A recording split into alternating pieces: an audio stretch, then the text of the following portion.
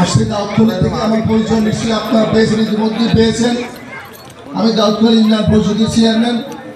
আপনাদের দোয়ায় আজকে প্রায় 40 বছর যাবত আমি রাজনৈতিক মাঠে আছি। 25 বছর আমি চেয়ারম্যান করতেছি আল্লাহর রহমতে, আপনাদের দোয়ায়। যাই হোক, আমি আশরাফুর রহমানের সাথে আমি ছিলাম না। পার্লামেন্ট ইলেকশনের আগে আমি আশরাফুর রহমানের সাথে আমি যোগ দিয়েছি। আমি সব নেতা আমি দেখেছি, এবং আমি যেহেতু আমি একটু অভিজ্ঞ মানুষ, বয়স্ক মানুষ, দীর্ঘদিন রাজনীতির ময়দানে আছি, সে কারণেই ভালো মন্দ চিনতে আমার খুব বেশি কষ্ট হয় নাই। তবে একটা শৃঙ্খলে আবদ্ধ ছিলাম, যে কারণেই বেরোতে একটু সময় লাগছে। আমি পার্লামেন্ট নির্বাচনের আগে আমি আপনাদের সাথে যোগ দিয়েছি, এবং আপনারা দেখেছেন আমার দাউদখালী ইউনিয়নের রেজাল্ট আপনারা জেনেছেন, আপনারা পেয়েছেন।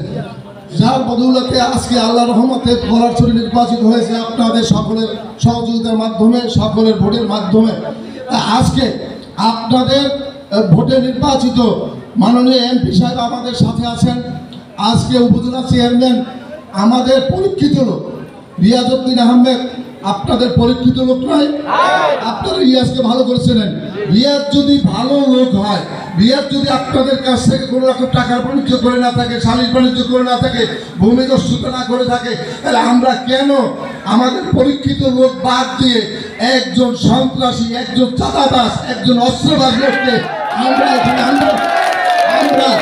আমি আজকে আপনাদের ডাক্তারবাসীকে আমি অনুরোধ জানাবো, আপনারা ঐক্যবদ্ধ থাকবেন, চরমভাবে ওদেরকে দাঁত ভাঙে জবাব দিবেন ব্যালটের মাধ্যমে।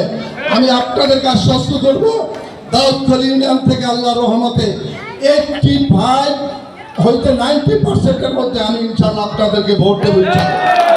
আপনারা আশ্বস্ত থাকবেন, আমার উপর বিশ্বাস রাখবেন।